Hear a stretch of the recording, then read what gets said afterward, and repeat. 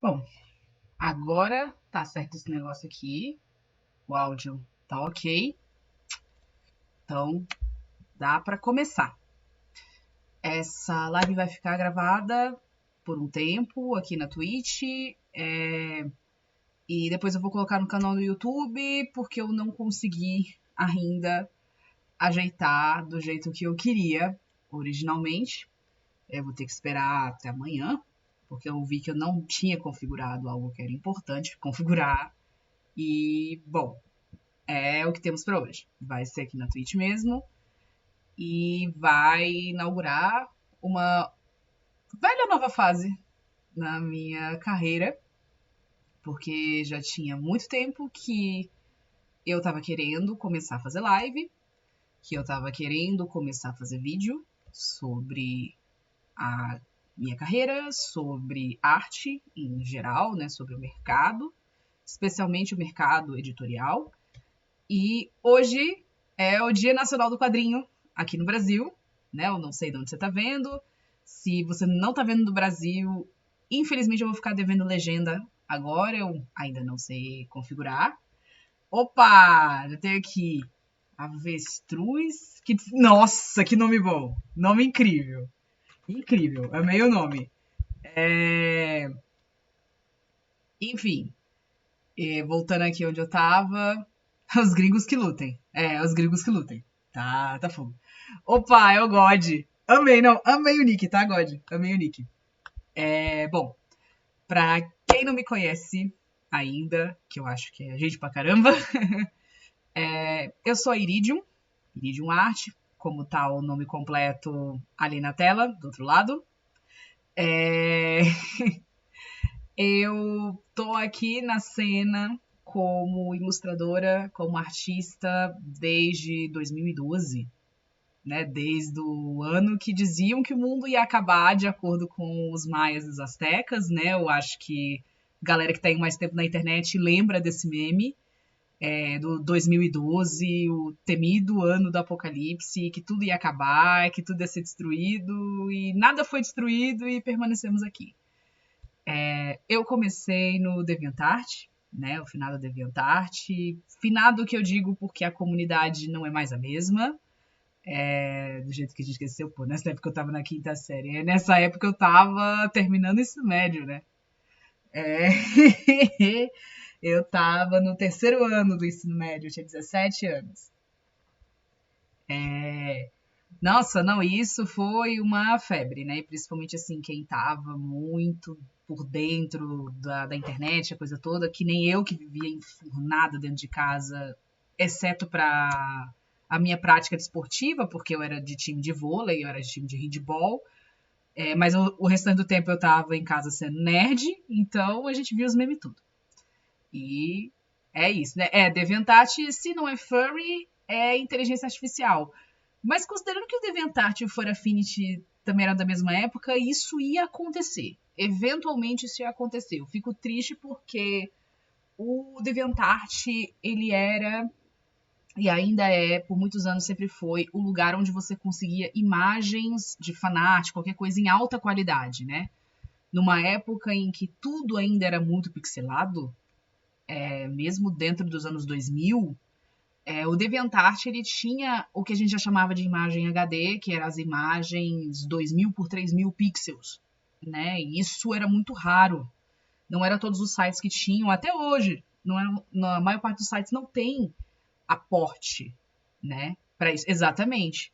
É isso mesmo, God, porque era era de praxe você pegar imagem boa, você só pegava imagem boa no DeviantArt, porque não existia Pinterest, não existia outros compartilhamentos. E até mesmo o Facebook, quando você começou a compartilhar lá, as imagens já sofriam compactação, muito parecido com a compactação que a gente passa no Instagram, e que faz com que as imagens fiquem uma merda, né? Por falta de termo melhor. Eu devia ter botado o filtro de 18+, porque eu tô falando palavrão aqui, E se tiver criança, eu vou ter um problema. Agora já foi. Eu configuro isso depois. Mas, enfim. Então, eu sou da época do DeviantArt. Foi aonde eu comecei. Foi aonde eu comecei a postar os meus primeiros trabalhos. Eu postava as minhas primeiras imagens. Foi aonde eu comecei a ter contato com o mercado de arte. E principalmente o mercado de arte digital. Porque eu comecei analógica e ao mesmo tempo eu não comecei. Eu, aqui atrás desse armário, eu tenho guardados ainda os portfólios de quando eu desenhava tradicional no papel. E eu sempre fui de cor, eu sempre fui de lápis de cor. Então, todos os desenhos que tem aqui, na sua vasta maioria, eles estão todos pintados. Pintados à mão.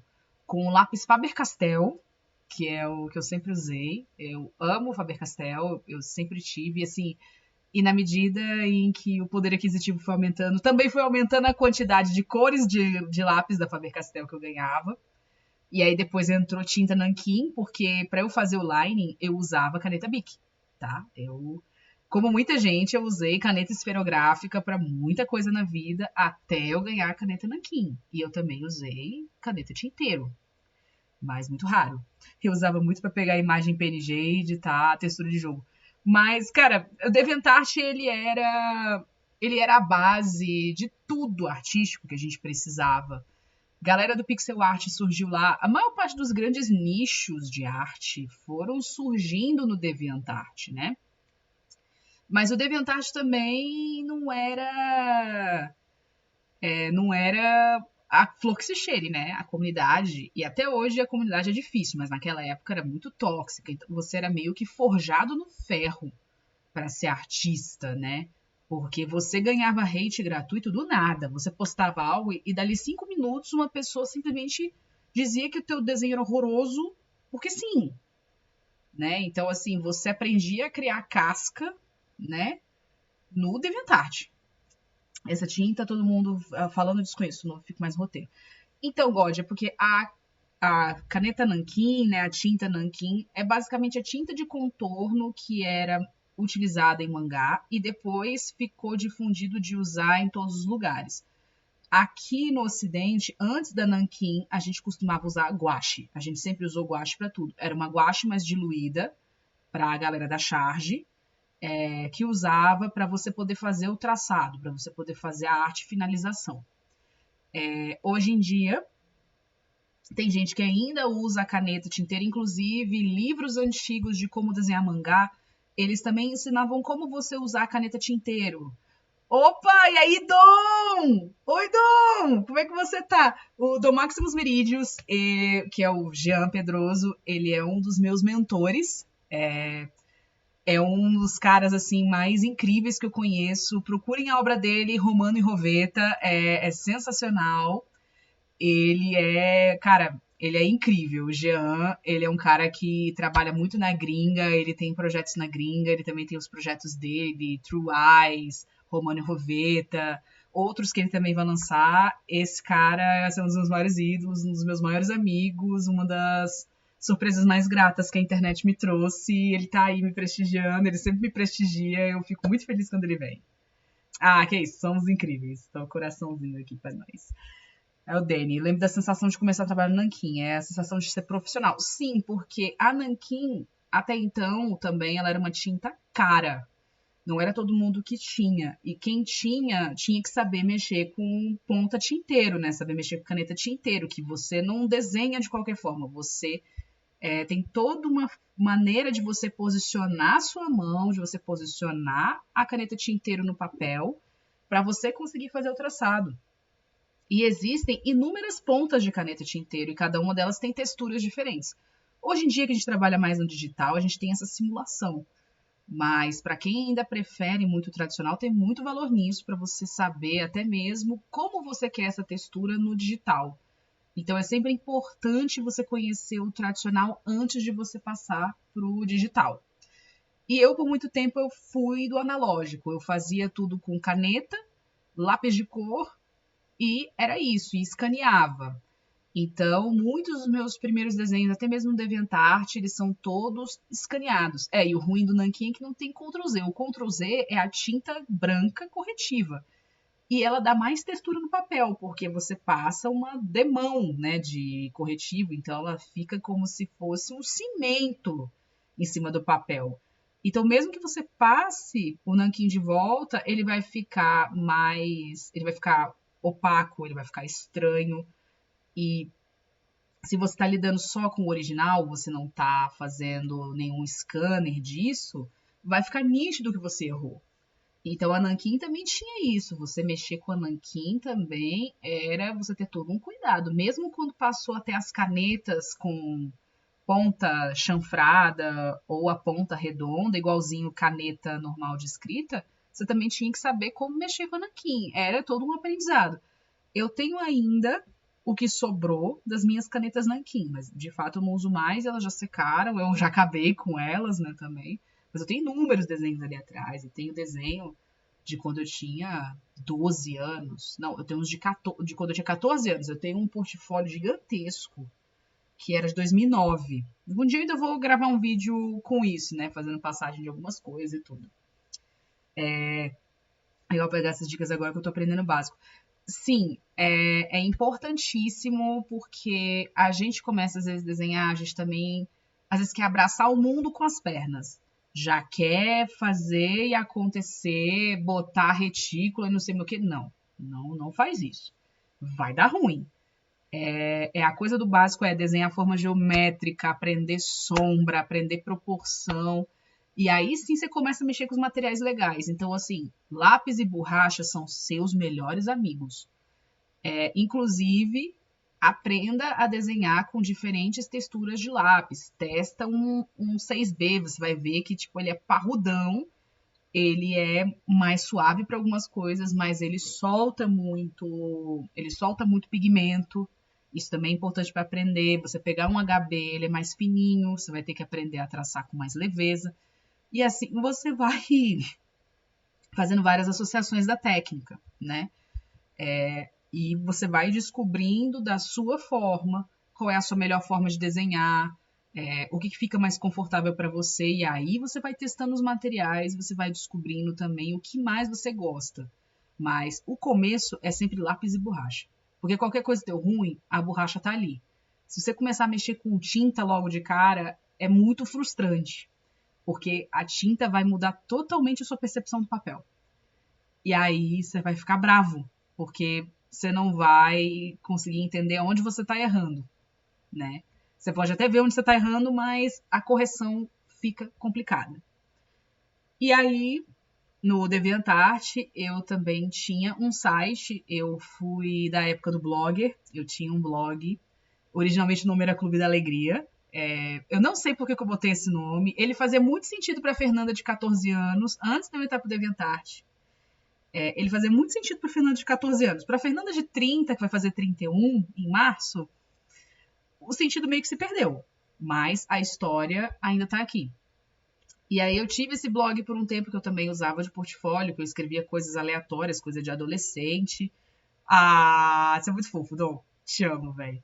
Não, eu sou alegre, eu sou boba alegre até hoje, né? O povo fala que eu sou boba alegre, eu tenho personalidade de labrador ou de São Bernardo, né? Depende do cachorro. Ah, sou um amor, velho. Ator turco, maravilhoso. Ai, velho, o DBM tinha que estar nessa live também pra ele começar a botar os copy-pasta do Shout, velho. Ô, finado Shout, cara. Ai, que saudade daquele povo. E aí, nessa época também. Não, e o Dom, ele me conhece o quê? Metade da minha vida. Porque o Dom, ele me conhece desde 2008. Eu tinha uns 13 anos, eu acho que era por aí.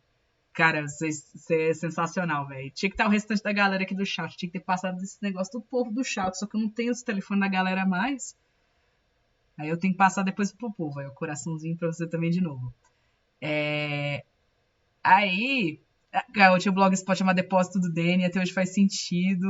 Usava o Google Drive. Sim, o Blogger, ele foi o Google Drive antes do Google inventar o Google Drive. Não sei se fez sentido o que eu falei. Mas era desse jeito. Aí eu postava essas coisas no Clube da Alegria. Eu tinha uma história antiga que, inclusive, eu pretendo mexer com ela. Daqui 2 anos, inclusive, é uma história que vai completar 20 anos. só que eu ainda não sei como é que eu vou ajeitá-la. O nome é Os Cavaleiros da Lua Azul. Inclusive, a página de Facebook que eu fiz, que era toda em inglês, ela ainda existe. Só que eu não faço a menor ideia de onde eu vou levar essa história ainda, como que eu vou ajeitar e como que eu vou atualizar a narrativa. Então, eu não vou mexer com ela agora. Mas eu ainda tenho os registros todos. E aí eu tinha esse blog, que em conjunto eu postava minhas coisas de Tibia. Se eu existo como artista, são por conta de duas coisas. Tibia e Cavaleiros do Zodíaco. Não necessariamente nessa ordem. Ambos sempre conversaram muito, porque a mesma época que eu comecei a jogar Tibia foi a mesma época que eu comecei a assistir Cavaleiros do Zodíaco, que foi no ano de 2003. Então, assim, tanto que sim. Meu traço, ele é todo baseado em Saint Seiya. Ele é todo baseado em Cavaleiros do Zodíaco, especialmente a animação. Eu me inspirei muito no Shin Araki. Eu também tenho inspiração no Alessandro Barbucci, que é um dos desenhistas de Witch, que era... Inclusive, vou até botar aqui, porque tem gente que não lembra mais o que é Witch, né? Eu me basei muito para desenho, eu me basei muito em Witch. Nessas imagens aqui, eu, quando criança, eu era fascinada por essa revista. Eu tenho até hoje alguns exemplares aqui guardados, exemplares de 2008, 2005, que foi uma febre para as meninas da minha idade, né, para as adolescentes e pré-adolescentes. Sim, então, Witch e Winx, eles são da mesma época, tá? Inclusive, houve uma treta, porque Witch é da Disney. Então, é porque eles são da mesma época, God. E aí, o que aconteceu? Foi um desenvolvimento paralelo, porque a Winx é uma marca italiana, da Rainbow, é uma empresa italiana, e o Witch, ele foi desenvolvido na Disney Itália, mas é da Disney. Então, o que rolou? Na época que os dois estouraram, porque as duas estouraram juntos, as duas marcas estouraram juntas, a Witch, a Disney, tentou processar a Winx por plágio. Só que, na verdade, o Winx também tinha documentação e provas de que estava sendo desenvolvido antes do lançamento de Witch. Witch começou a ser desenvolvido em 99, mas havia protótipos de Winx de 98 e 97. Então a Disney perdeu, porque na verdade a Disney queria, no tapetaço, tirar a concorrência. Uai, vocês também não admitem até hoje que Sailor Moon era hypado entre vocês, Dani. Cara, a discussão, assim, que separa meninos de homens é qual que é a Sailor favorita de vocês, qual que era a Winx favorita de vocês e qual que era das meninas da Witch favorita de vocês. Só que vocês nunca iam admitir isso. Mas, assim, eu já vi menino de 12, 13 anos saindo no tapa porque um falou que a Rey, que era a Sailor Marte, era mais bonita que a Sailor Venus e eles começaram a se matar. Juro pra vocês, eu já vi essa cena. Então eu sei que esse tipo de discussão é o que separa meninos de homens. Assim como Guerreiras Mágicas de Hayarth, mas eu nem vou entrar tanto nesse mérito. E aí eu desenhava aquela coisa bem de botar papel manteiga em cima pra copiar. Eu gosto da loirinha lá, sem ser a protagonista. Você gosta da Sailor Venus, Dom. É a Sailor Venus. É a Minako. É a que usa laranja, que usa sainha laranja. Eu era mais da... A melhor Winx era a Estela. Ô, Takada, eu gostava... Em termos de Winx, eu gostava da Tecna, que é a de cabelo rosa e que todo mundo jurava que era lésbica. Eu também jurava que era lésbica. Eu acho que também era tão indicativo pra eu ser do Vale, só que eu sou bissexual, não sou lésbica. Hoje em dia eu gosto mais da Flora, porque é mais parecida comigo, e gosto muito da Aisha, que a gente conhece como Layla, que era a personagem negra, que eu acho ela lindíssima, inclusive. My Little Pony, os Bronies também é um outro rolê. Os Bronies também são um outro rolê. E aí, enfim, eu fui misturando essa questão, né, do Tibia, das coisas que eu imaginava, peguei um pouco de Witch, peguei um pouco de Cavaleiro do Zodíaco, eu ficava fazendo minhas misturas, e aí eu fazia os meus desenhos, eu fazia quadrinhos também, eu tenho um caderno com um quadrinho extremamente cringe que eu fiz em 2006, que era uma paródia de Cavaleiros do Zodíaco, só com mulheres, assim, E era uma coisa na pegada meio MTV, meio Fudêncio e seus amigos. Quando a gente começa a descobrir que sabe falar palavrão, e aí a gente quer falar porque é libertador, eu vou tirar foto e vou postar um dia. Assim, eu tenho que tirar tempo para poder fazer essas coisas, porque também estudando, do jeito que eu estou estudando para concurso e treinando, e tendo que cumprir prazo da editora também, aí fica difícil de eu fazer as coisas que eu realmente quero fazer. Então a live é até mesmo para eu conseguir me direcionar nesse sentido. E aí, houve um momento que eu entrei na faculdade, eu perdi o acesso. Bem disso. Cara, Fudeu, isso é incrível. Meu sonho é ter um Funko Pop da Funéria. Que sei lá, meu crush era o Tuxedo Mask. Lá ele 1000 vezes. Mas o Tuxedo Mask, ele é massa. Eu preferia o Seiya, que era a mulher que se vestia de homem no Sailor Stars, né, na última saga. Inclusive, eu ficava inconformada que a Serena e o Seiya não ficavam juntos, porque tinha que ficar junto com o Darien, né, que era o Tuxedo Mask, pra Rini, que era a Sailor Chibi Moon, poder existir, a coisa toda. Eu ficava muito puta porque eu não gostava do Darien. O Tuxedo Mask era interessante, mas o Darien, né, o cara por trás do Tuxedo Mask, eu não gostava dele, não. Até hoje não gosto dele. Mas, enfim, não sou eu a autora decidiu e ela não muda esse canon, então tá tudo certo. E aí eu entrei na faculdade e acabou que eu, por vários motivos, eu tive um bloqueio artístico, eu perdi meu acesso à minha conta DeviantArt. E eu fazia trabalhos comissionados, mas eu fazia, tipo, pra galera por fora. E eu também não necessariamente eu conseguia desenvolver meus próprios projetos. Foi até uma época também que eu me envolvi muito com a própria comunidade de Tibia, eu participei de muito fansite. Até hoje eu tive, né, participação em fansites, eu fui extremamente ativa na comunidade nesse sentido, nos bastidores, né? Eu participei de 4 fansites ao todo, para quem for os tibianos aí de plantão e que estiverem ouvindo e caso isso possa interessar. Então, assim, experiência com gestão de comunidades eu tenho. Gentileza sua, Dom. Cara, e o pior, Dom, eu tava jogando um tempo atrás, acho que foi uns 2 ou 3 anos atrás, teve um maluco que me mandou mensagem do nada e que falou que eu era uma lenda viva no jogo. Eu fiquei assim, porra, mas eu nunca peguei level alto, eu nunca fiz achievement demais naquele jogo, né? Eu nunca fui top achievement, nunca fui top porra nenhuma. E aí o cara, pô, pra mim você é uma lenda viva. Eu fiquei assim, eu fiquei um tanto em choque, saca? Eu fiquei muito em choque. Mas sim, eu fui veteranaça daquele jogo. Eu joguei de 2003 até o ano passado. A gente marcou com arte, cara. A gente, né? Você, Marco Antônio, Grafite. Cara, quem mais que era daquela época? O Sejan, ele era do pessoal das fakes que montava sprite. Tinha o Picoles também. Cara, tinha muita gente naquela galera de fanart, assim. E eu, como artista, eu também cresci de uma forma que hoje em dia não se começa mais a carreira. Né? Eu, o Dom, outras pessoas aí dos anos 2000, nós crescemos em sites que eram fóruns.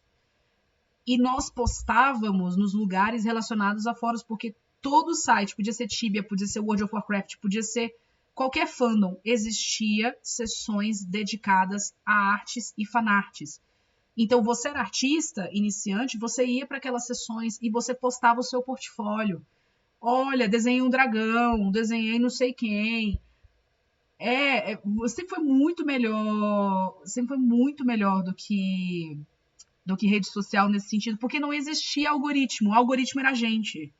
Oi, e aí, Mário, beleza? O Inovarte é o Mário Sérgio, o autor de Buffalo. Então, a toxicidade ela era concentrada, God. Ela não era menor, ela era concentrada. Existiam os momentos de hate e existiam as pessoas com que a gente pegava para fazer bullying.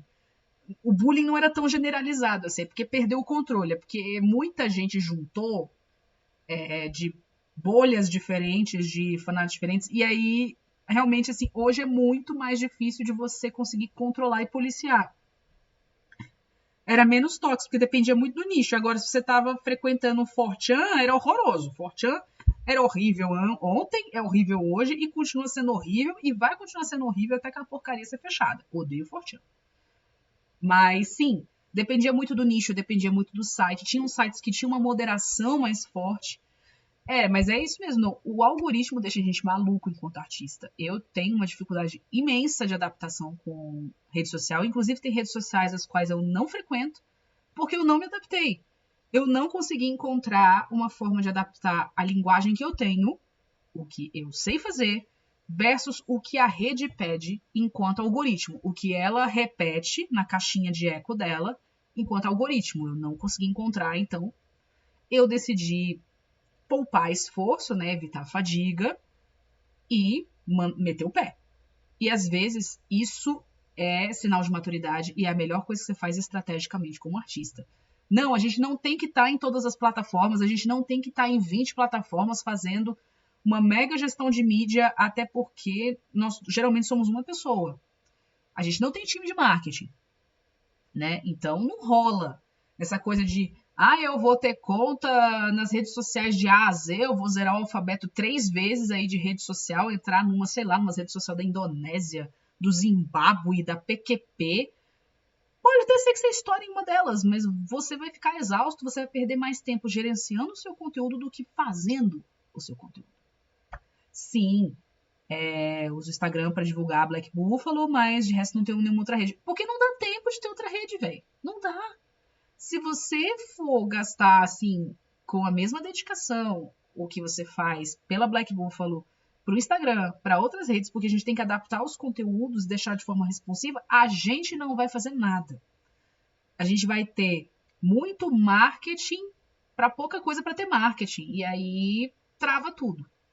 E pois nós crescemos nessa época de fóruns, eu, o Dom e outros artistas, aí a galera que começou nos anos 2000, né, ou pegou até 2010, que pegou um pouquinho o final disso, quando o Facebook começou a estourar.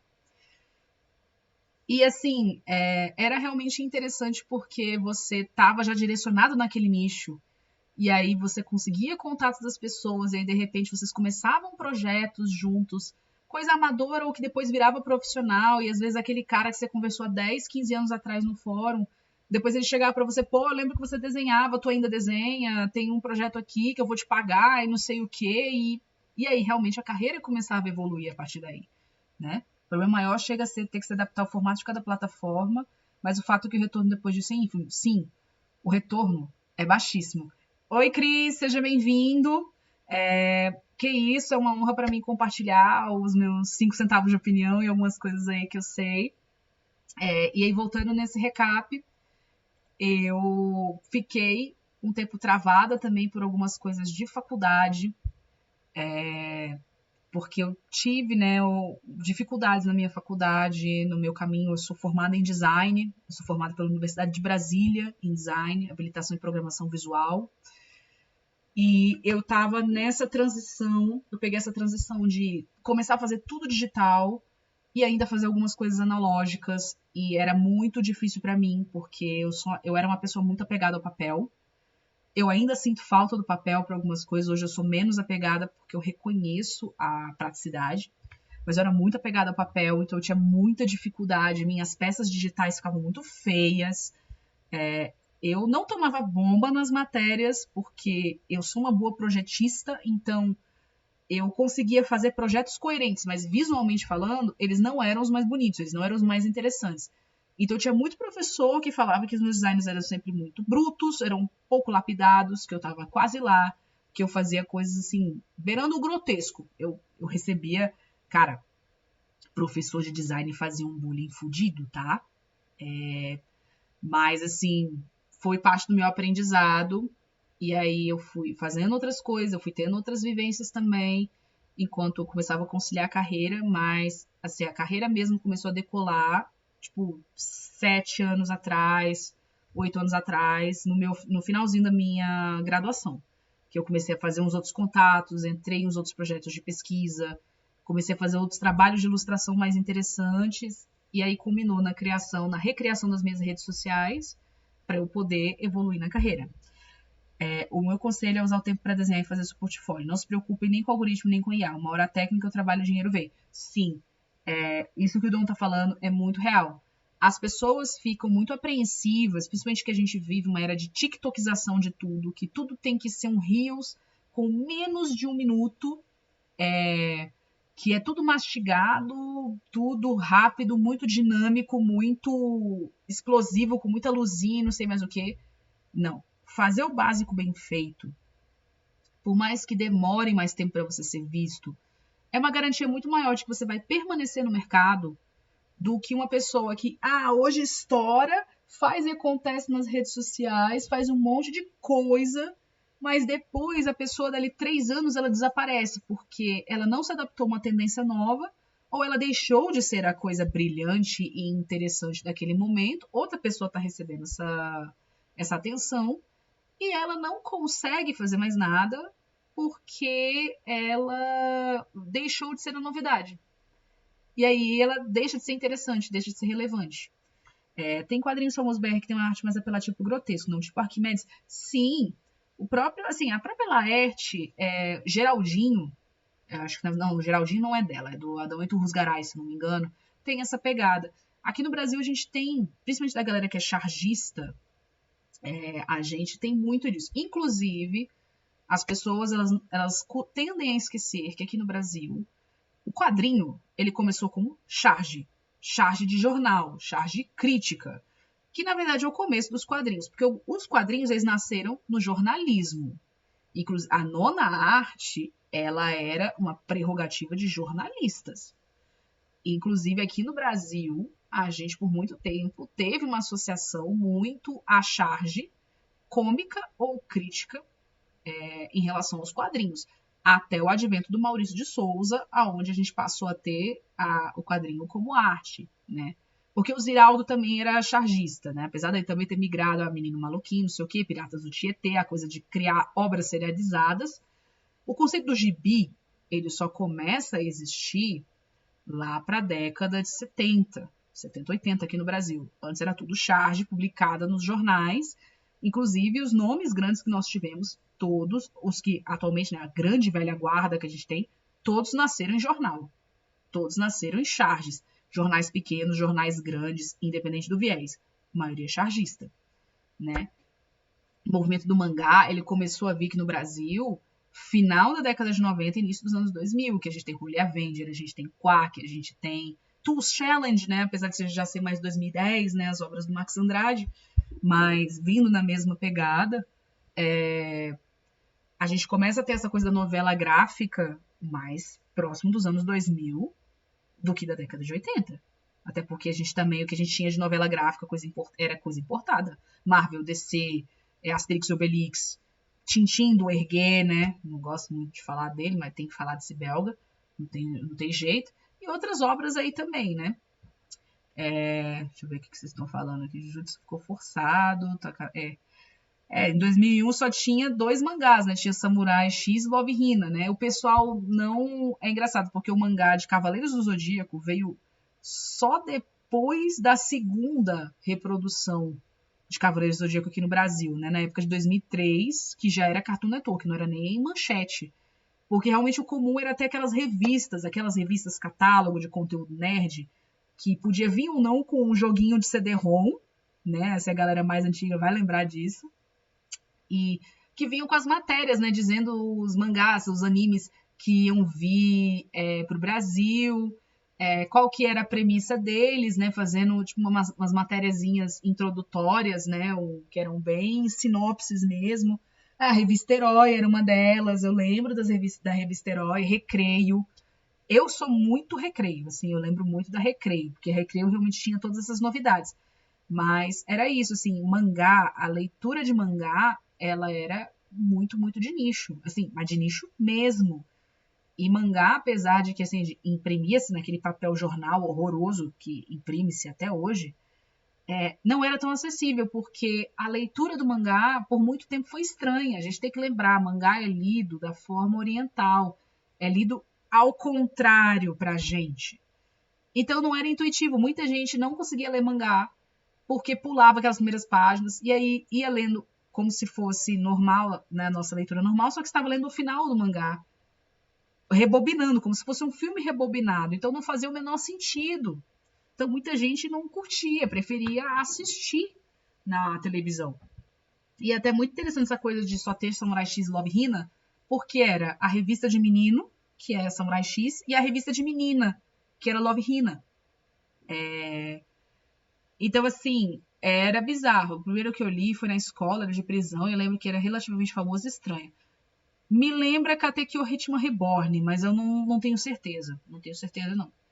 A JBC ela começou a trazer nos formatos originais, né? A JBC ela dominou esse mercado até via Panini, para começar a disputar. Mas, assim, em se tratando de artigo oriental, licenciamento de coisas de anime, era só a JBC. A gente chegava na banca maluco esperando ver algum mangá. Quando o mangá começou a popularizar, que começou a vir aquelas feiras, começou a vir Anime Friends, Kodama, não sei mais o que, Japan não sei das quantas, Expo Anime, tinha muitas essas coisas, né? Então, inclusive as feiras era onde nasciam os artistas, né, no começo. Como era legal ir na banca e ver um monte de coisa. Hoje em dia nem banca mais tem. Porque com o advento de tudo sendo digital e as coisas todas se nichando no próprio digital, as bancas foram morrendo.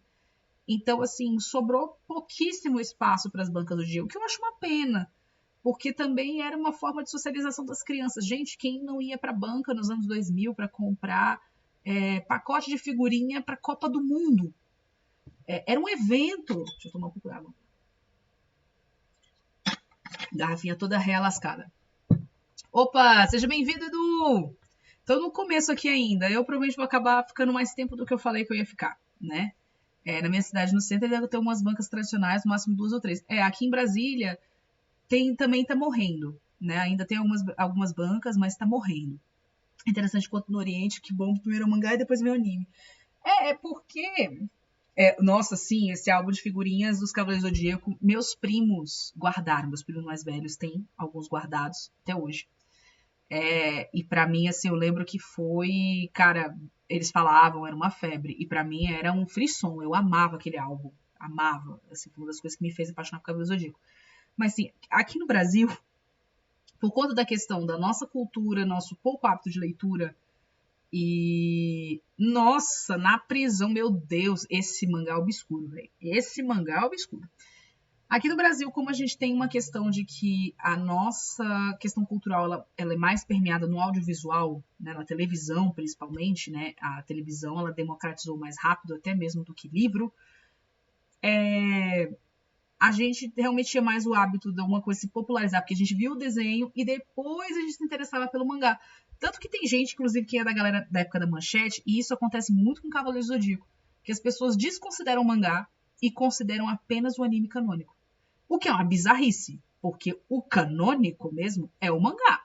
Por mais que o mangá também seja igualmente questionável. Eu amo Cavaleiros do Zodíaco, mas eu tenho um senso crítico assim muito grande com a obra, porque Cavaleiros do Zodíaco rola uma coxa de retalhos muito tensa nele, tanto que hoje eu não assisto, eu não consigo rever o desenho, porque, cara, não rola, vai estragar todo o conceito que eu tenho da minha infância, então eu prefiro deixar a minha infância quietinha ali. Eu já revi Cavaleiros do Zodíaco várias vezes, pra mim tá bom a lembrança que eu tenho. Fica falando da Manchete, vão descobrir que somos velhos. Dom, e o pior é que quando eu nasci, não existia mais Manchete. Porque a Manchete acabou em 94, eu nasci em 95. Gente, Dom, a gente é velho, a gente viu o Penta do Brasil, Dom. A gente viu o Penta do Brasil. Tem gente aqui que talvez já tenha visto o Tetra. E a galera mais nova não vai ver nem o Hexa. E o pior, eu falando isso, e o pior que é ano de Copa do Mundo, né? Eu lembro da final de 94. Eu não era nascida ainda não, na final de 94. Nunca revistar os grandes marcos da infância.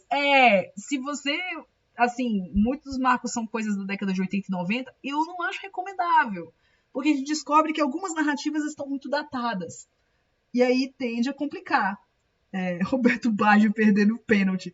Eu sempre escuto essa história, eu lembrando uma música do Nanowar, que é uma banda paródia, igualzinho Massacration, que é sobre a final, né, e que é cantada no ponto de vista dos italianos perdendo para o Brasil, né? Nós somos os vilões dessa música, eu achei incrível, assim. Eu vi o Tetra, caraca, eu não vi. Eu vi o Penta, eu vi a Tristeza de 2006, né? 2006, nossa, eu fiquei arrasada em 2006 com a questão do Brasil. 2010 eu também vi. 2014, o meme do 7-1, que eu queria ter esquecido. Na verdade, eu nem assisti esse jogo, eu estava jogando RPG com uma galera. E tinha uma menina que ficava no rádio. Botou a rádiozinha pra gente ouvir. Cara, uma tristeza. 2000 parece que eu vi muita coisa de 90, até bizarro. Então, é porque aqui no Brasil, a gente tem que entender uma coisa, que aqui no Brasil, muito da cultura a gente recebeu atrasado e a gente ficou muito tempo exposto às mesmas referências. Por exemplo, eu sou de 95, eu vi Thundercats. Tem gente que é da década de 80 que viu Thundercats. Eu vi Caverna do Dragão, eu vi Capitão Planeta. Eu compartilhei coisas com a galera que, tipo, viu Manchete, mas ao mesmo tempo eu não vi Manchete.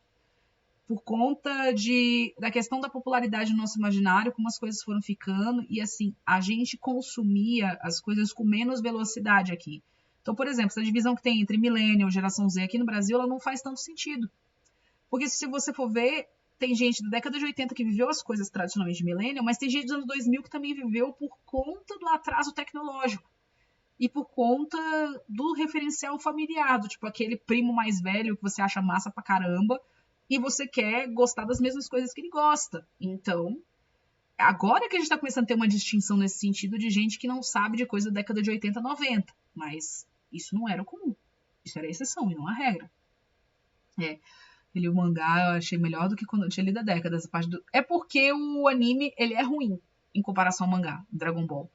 A gente descobre que o mangá de Dragon Ball, apesar da porradaria e tudo, ele é muito mais profundo do que o anime. Porque o anime pegou muito essa parte da porrada, que realmente é uma parte dinâmica, interessante na animação e prende as pessoas, né? Principalmente prende meninos, como o grande marketing de Dragon Ball. Mas Dragon Ball é uma história parecida com a do Superman.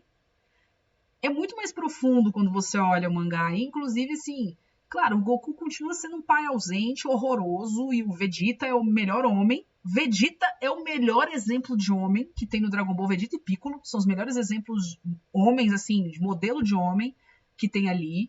Principalmente o arco de redenção do Vegeta. Mas o Goku, ele é mais perdoável no mangá do que ele é no anime, inclusive. O mangá é muito bem desenhado, sim, porque o anime passava na mão de muita gente. Isso pode ter sido mão do Toriyama? Não, isso foi mais mão da Toei. Isso foi mais mão da Toei, tá? Porque, assim, lembra que anime, essas coisas, são equipes de animação. São várias pessoas fazendo, por exemplo. Cavaleiros do Zodíaco também passou por muito problema nesse sentido, de que tinham episódios que eram maravilhosamente desenhados, e outros que geraram uma porrada de memes na internet porque eram muito mal desenhados, mas muito mal desenhados mesmo. Então, assim, essa inconsistência ela é muito comum dos animes, porque são várias pessoas desenhando com um prazo absurdo para cumprir, com horários absurdos de trabalho. Então, assim, a inconsistência nos animes, ela frustra muito por conta disso, mas é também um reflexo de como os artistas, os animadores são tratados pelas indústrias. Isso, inclusive, é uma outra discussão. Hoje em dia a galera conhece o Piccolo dos memes. Pois é, eu, por exemplo, o Piccolo é um dos meus personagens favoritos do Dragon Ball. Eu tenho um carinho imenso pelo Piccolo, porque é a coisa, assim, principalmente da forma como ele tratou o Gohan. Dentro do que um anime shonen permite, cara, a forma como ele foi esse pai adotivo pro Gohan, e muito porque o Gohan tem determinados trejeitos, a questão de uma disciplina que ele tem, é tudo do Piccolo. É tudo do Piccolo. Porque o Goku ficava morrendo, velho. O Goku não foi pai. Isso era meio bizarro. Os animes hoje estão nessa. Não tem mais grandes sagas, não mais 3, 4 temporadas. É porque é tudo criado para ser consumido rápido, God. Então, assim, a gente hoje, fora One Piece, que ainda é um resquício de como era a indústria antes, porque ele tem 1000 e sei lá quantos capítulos. O Oda diz que chegou na metade. Eu acho que é mentira. Esse homem não vai acabar nunca essa obra. Tá parecendo Game of Thrones. A diferença é que o Oda realmente publica algo, né? É um resquício de como era a indústria. Mas o Freeza é um vilão excelente, Takada. Eu também gosto muito do Freeza. O Freeza, inclusive, assim, o meu problema com o Freeza é que ele é super utilizado por conta dos japoneses. Os japoneses amam o Freeza. O Freeza não morre de verdade porque o fandom japonês não deixa. Isso é fato, tá? Eu não tô falando, tipo, não é achismo, não é instituto tirei do cu essa informação. Muito do porquê Dragon Ball também tem uma série de problemas em relação a mangá e anime é por conta do quanto que a população japonesa acaba ditando e mandando na série em relação ao que o Toriyama queria fazer. Por exemplo, na saga Z era pro Goku ter morrido de vez. De vez. O Goku ia morrer. Quem ia assumir o lugar dele era o Gohan. Porque toda a construção da história de Dragon Ball, ela dá a entender e mostra que o Gohan vai substituir o Goku. O Goku, ele era para ser um personagem, assim, a coisa do Superman, né, a coisa toda, e que a história dele ia se encerrar no Z. Tanto que, realmente, o arco do Goku, ele se encerra maravilhosamente bem no Z. E depois vira encheção de linguiça. Ele sofre da síndrome da imortalidade, perde o senso de ameaça. Sim, é exatamente isso. Fosse Toriyama ia acabar no Freeza, porque realmente a história é perfeita. A história é God tier até a saga do Freeza. Porque o Freeza era para ser o grande vilão. O Freezer era pra ser, tipo, o Galactus barra o Lex Luthor, tipo, tudo misturado do universo de Dragon Ball.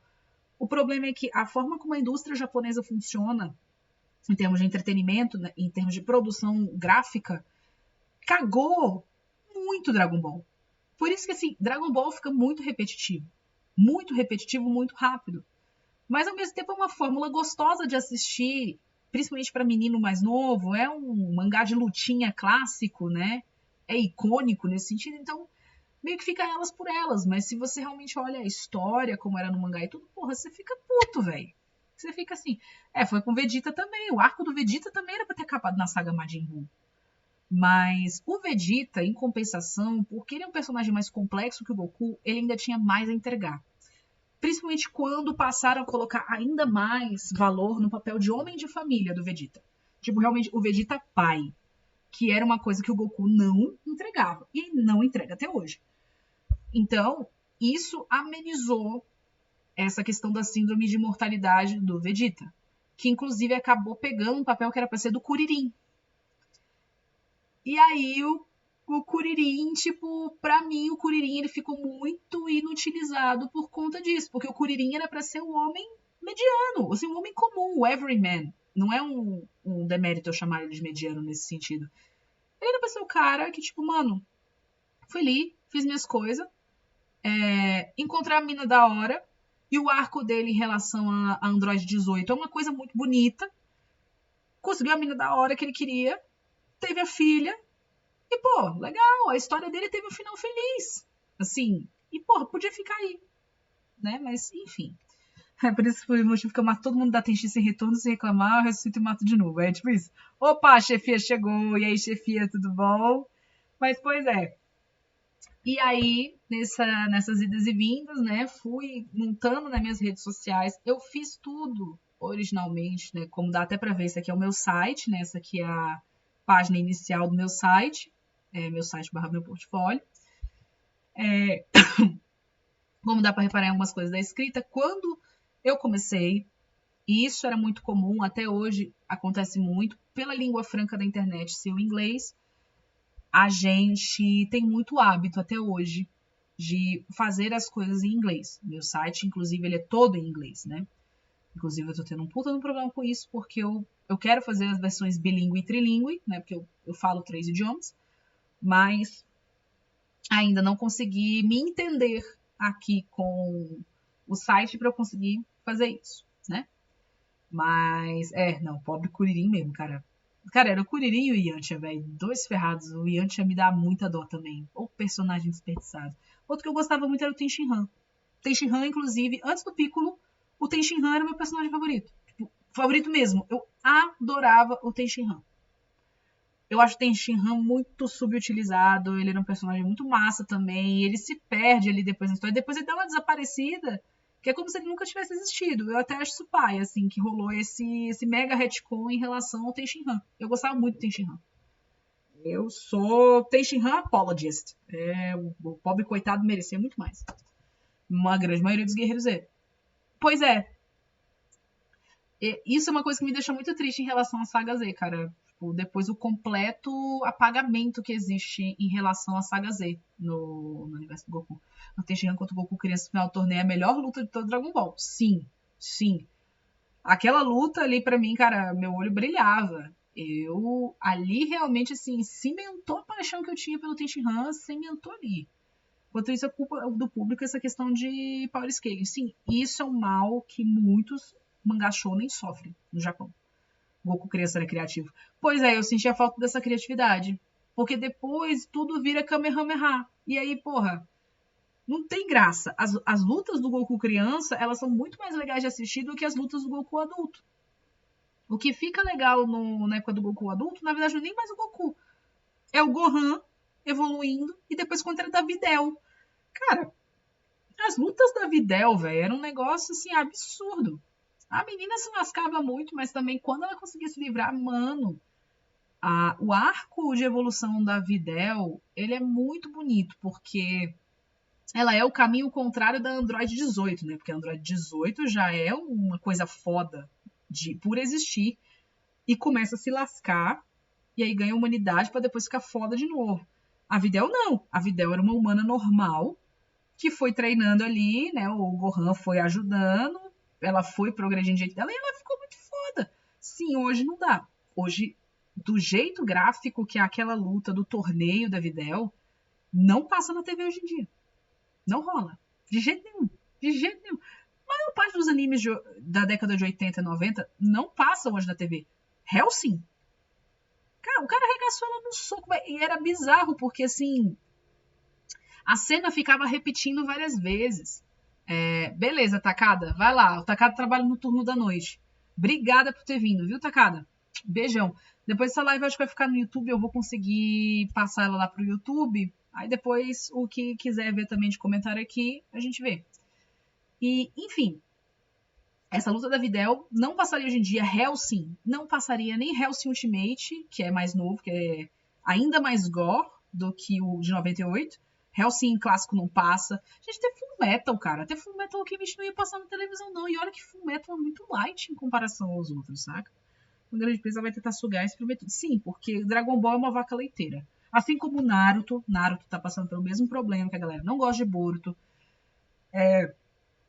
Hellsing, o clássico, é maravilhoso. Eu gostei do Ultimate também porque ele deixou um pouco mais gore, um pouquinho mais próximo do mangá, mas na essência é a mesma coisa. Não, Hellsing dublado é incrível. Eu assisti o Hellsing legendado, é legal, mas não tem o mesmo molho do que quando você assiste dublado. O Hellsing dublado, a dublagem, Afonso Amajones, é incrível. No final, que eu não entendi porra nenhuma. Véi, assiste de novo. Assiste de novo. E tá tudo bem não entender. Hellsing é complicado assim. Mas enfim. E aí, voltando à questão que eu tava falando, né? E aí, fui montando meu portfólio, fazia inglês, pegava as minhas comissões.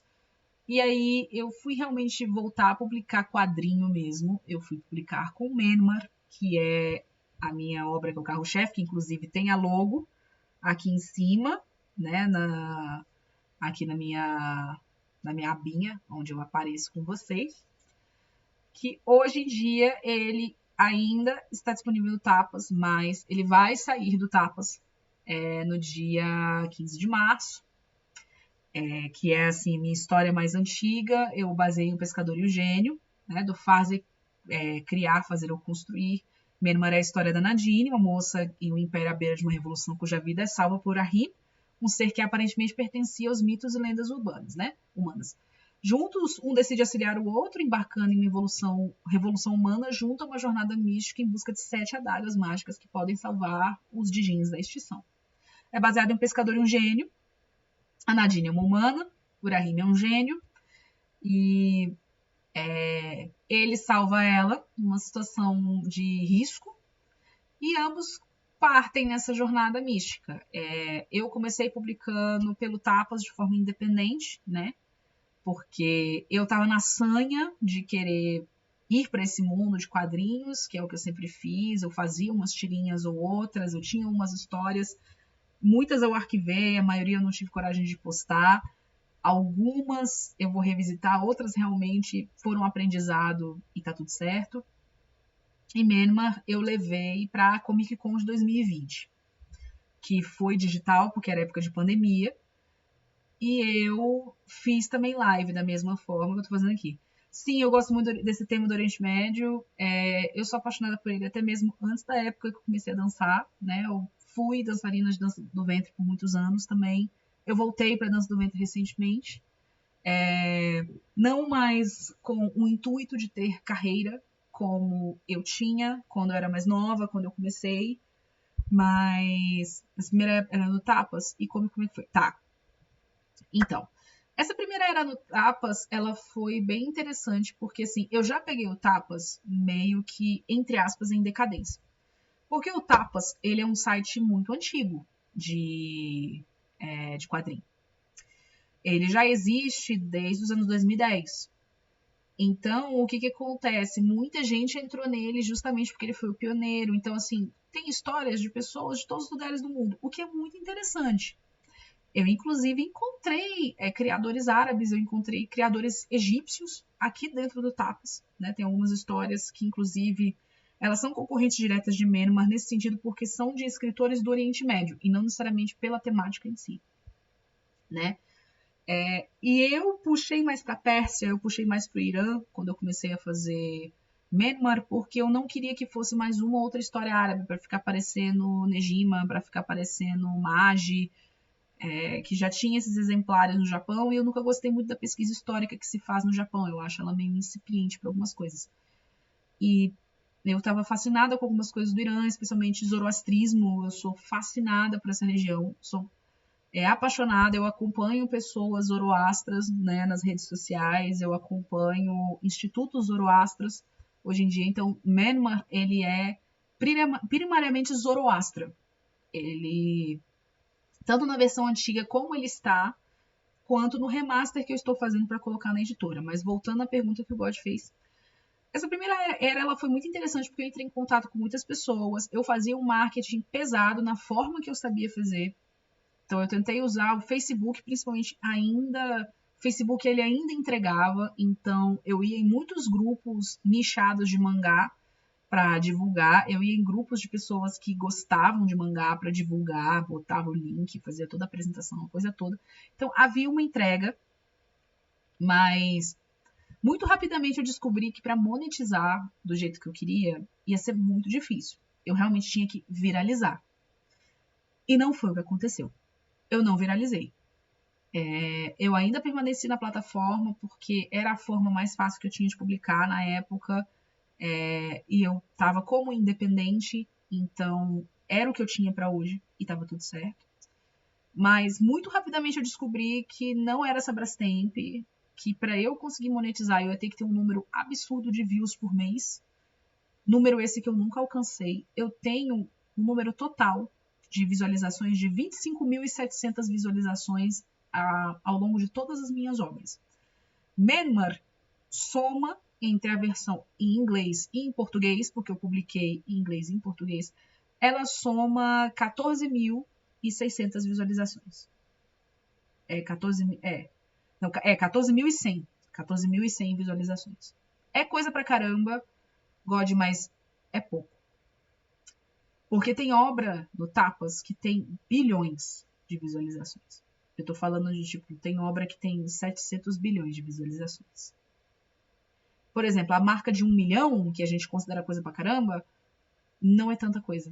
Pro Tapas. Justamente porque o Tapas é antigo e as pessoas que meio que pegaram a época de vacas gordas, elas ficaram famosas no Tapas ao ponto que elas ganham essas visualizações de forma orgânica. Porque elas já têm essa fanbase consolidada. Então, hoje em dia, você entrar no Tapas, cara, não vai rolar de você viralizar, só se você colocar uma coisa muito absurda. Sim, muito bem, o público hoje lá é mais assustador, sim. Mas eu recebi muitos feedbacks bons, feedbacks críticos no Tapas, especialmente assim da galera que lê em inglês. No começo de Menmar, quando eu comecei a publicar, as pessoas elas realmente que comentavam davam feedbacks muito interessantes, assim, as críticas eram construtivas, era diferente do que o que eu cresci com o DeviantArt, de muitas vezes a gente ter crítica destrutiva, inclusive eu tenho muito carinho por essa galera, mas realmente eu percebi assim, cara, ok, a plataforma E isso eu não falo só em relação ao Tapas, tá? Eu falo em relação a todas as plataformas que existem no mercado. Elas solucionam de forma temporária o primeiro grande problema do artista em se tratando de inserção de mercado, que é o entrar no mercado. A plataforma, ela funciona como uma distribuidora. Então, você coloca o seu trabalho ali, ele está à mostra, ele está sendo distribuído e entregue para alguém. Para você conseguir direcionar, isso aí é um trabalho totalmente seu. E não é todo mundo que tem essa paro, não é todo mundo que entende a regra do jogo, vamos dizer assim.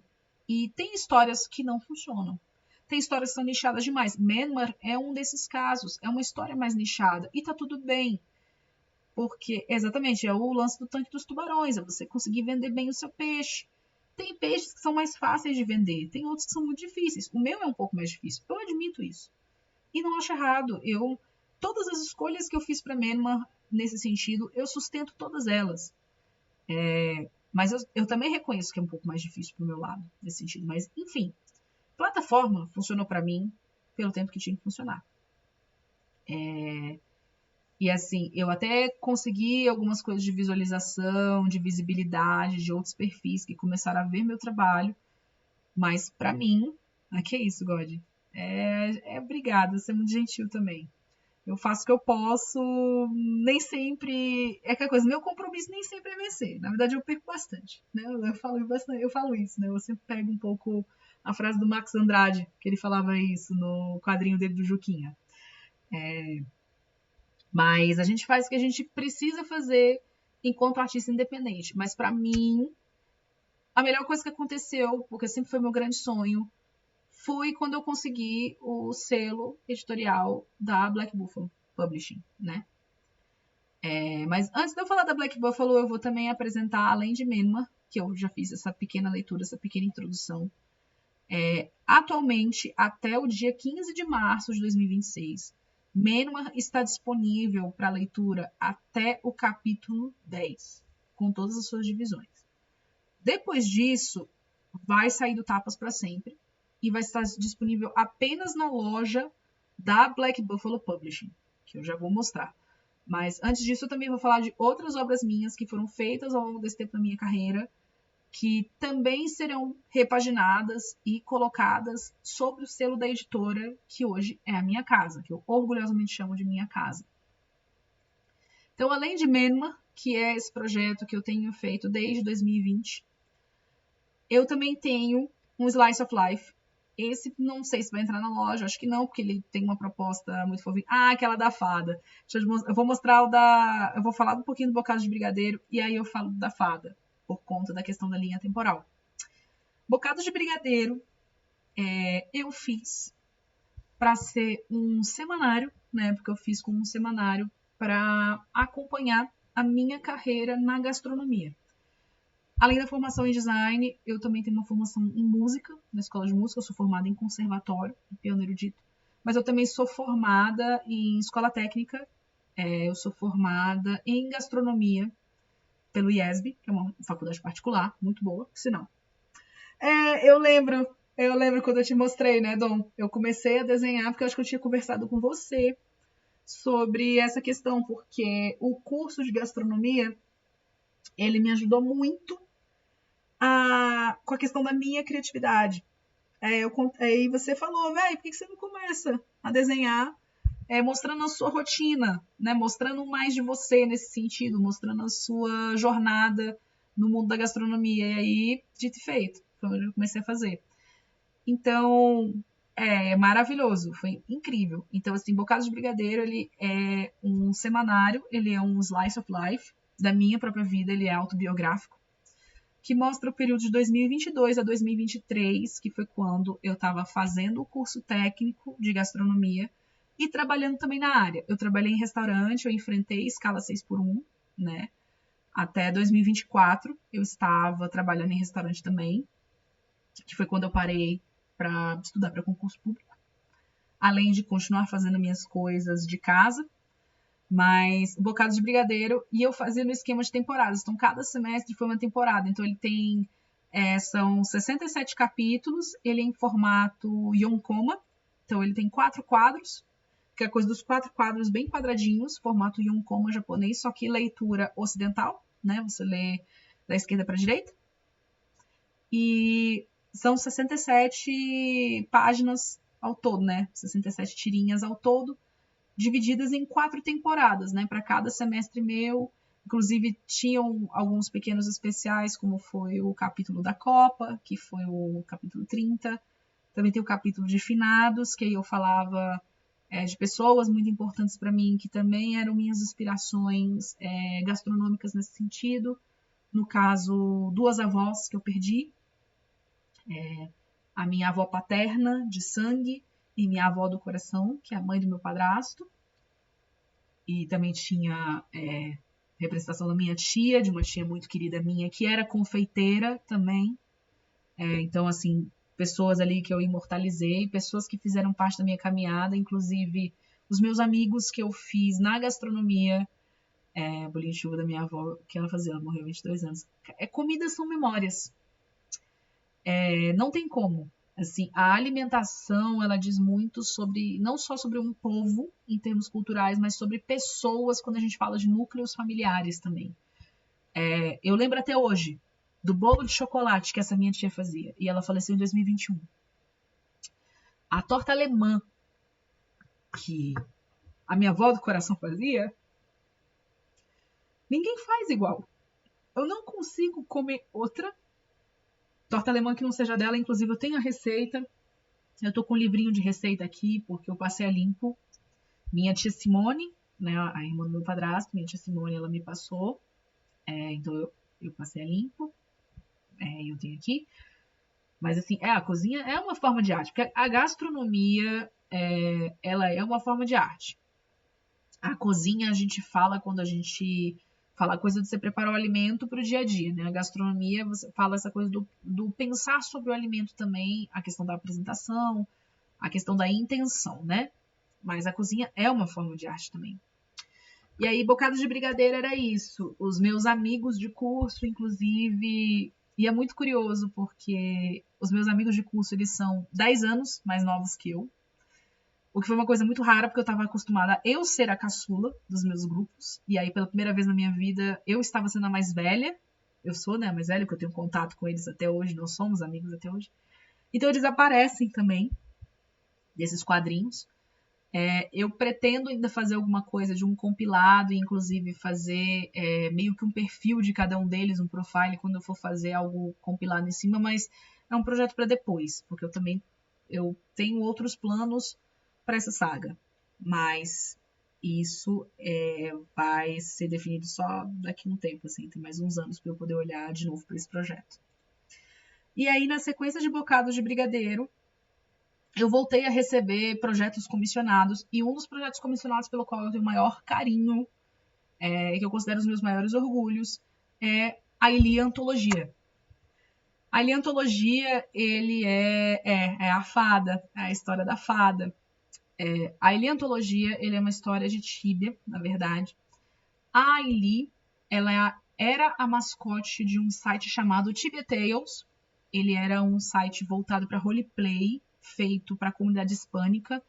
Ele era chefiado por meninas mexicanas, venezuelanas, colombianas e, se eu não me engano, tinha uma argentina também no grupo. Tinha uma menina que era da Argentina. E aí tinha de brasileira.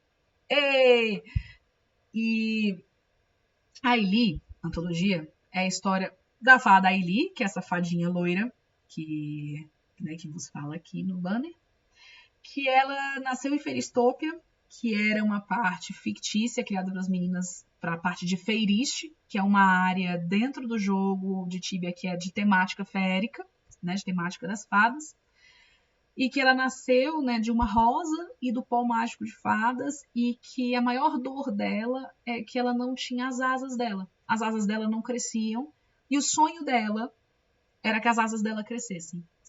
E aí ela foi para o mundo dos humanos, saiu da Terra dos Sonhos e foi para o mundo material dos humanos para aprender magia e encontrar uma forma de fazer as asas dela crescerem. Quando as meninas comissionaram o projeto comigo, a personagem é da criação da Amy Miau, é uma artista mexicana, spriter, que joga Tibia também.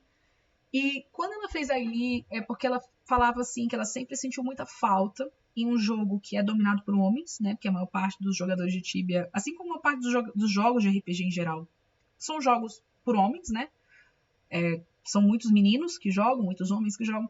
Ela sentia falta de coisinhas fofas para meninas fofas. Que, beleza, tem uma coisa ou outra fofinha dentro do Tibia, dentro do World of Warcraft, dentro dos jogos de RPG em geral, mas ela sentia falta dessa coisa muito frufru mesmo, assim, bem rosinha, bem Barbie. Porque ela se sentia pouco acolhida enquanto menina. Ela queria realmente aquelas coisas bem de menininha. Então, a Ailey foi feita com essa premissa. Com a premissa de abrigar as meninas muito menininhas que também jogavam o jogo com os meninos, mas não queriam deixar de ser menininhas. E aí elas me deram o prólogo do personagem, né? Ela tinha todo um perfil no site, com um background muito legal, que misturava com a história de outros NPCs do jogo. Inclusive, era um item que você podia obter dentro do jogo, a boneca da Ailey. Que você clicava nela, ela virava fada com as asas, que é essa versão desenhada dela com o vestido, coisa bem parecida com o vestido bufante da Sailor Moon. E a versão normal dela, que é com a capinha, né? Com a capinha escondendo as tranças e escondendo o corpinho dela. Elas me deram o background e fora isso era bem livre a minha criação. Eu entregava as tirinhas de forma quinzenal, né? A antologia ela era entregue de forma quinzenal. Só que o site foi descontinuado depois que houve um problema com um concurso de fansite, que depois eu descobri que a treta era muito mais embaixo, mas as meninas foram tiradas do programa de fansite e com isso o trabalho foi descontinuado. Mas na época eu já tinha prometido para elas, além das tirinhas da antologia, eu tinha prometido entregar também 2 novelas gráficas que eram a história da Ailey, que completava a história da Ailey.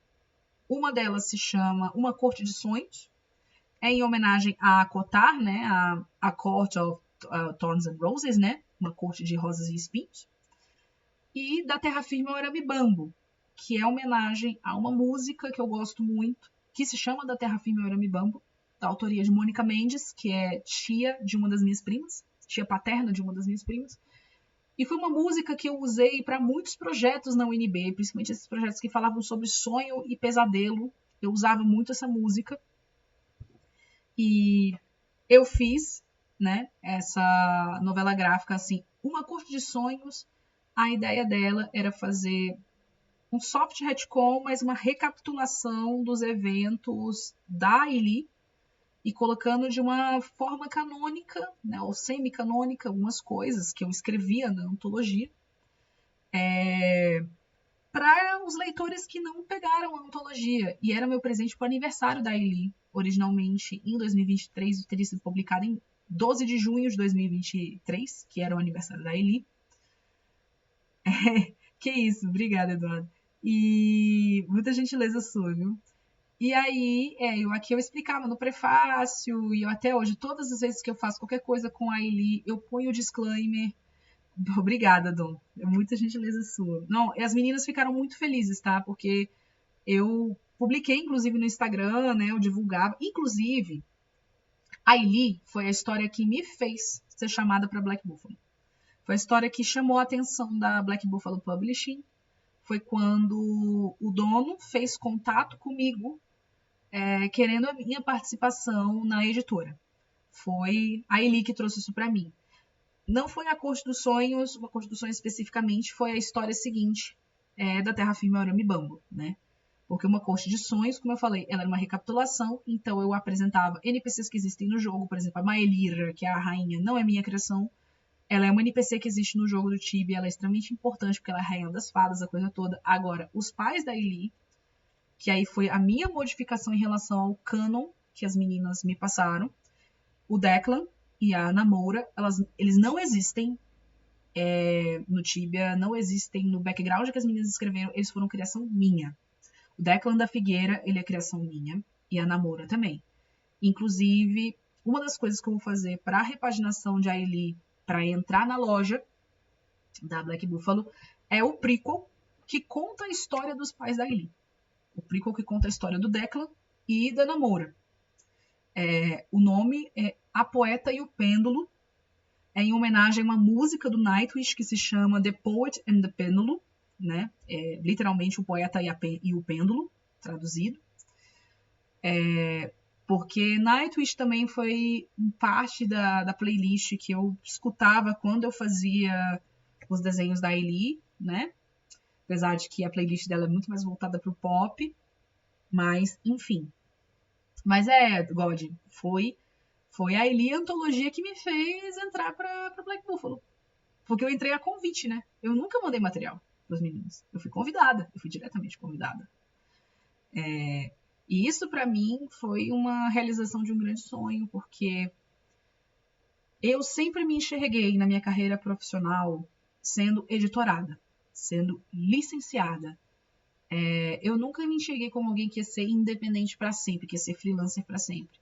Porque os grandes cases de sucesso dos quadrinhos que a gente sempre vê são os artistas que estão sob o guarda-chuva de uma editora, seja trabalhando na equipe da editora de forma fixa, ou tendo suas obras licenciadas para distribuição e venda dentro dessas editoras, né? Às vezes sendo parte de mais de uma editora.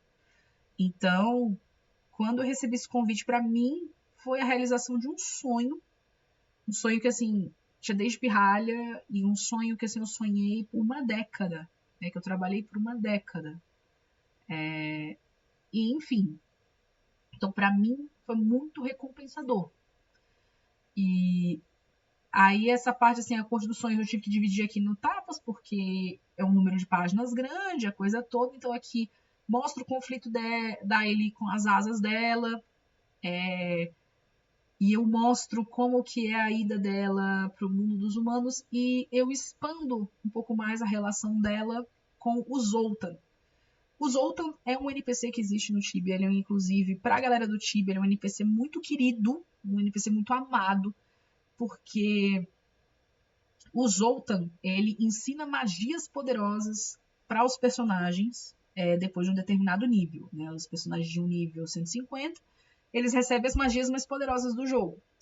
E é através do NPC Zoltan. E o Zoltan também tem uma outra função que ele concede aos jogadores um add-on, né? um acessório extra, a uma das vestimentas, né, um dos outfits dos jogadores que é muito amado, que é a vestimenta de mago, por conta do chapéu do Ferumbras, que é um boss muito importante. Inclusive o Ferumbras aparece, né, em uma Corte dos Sonhos.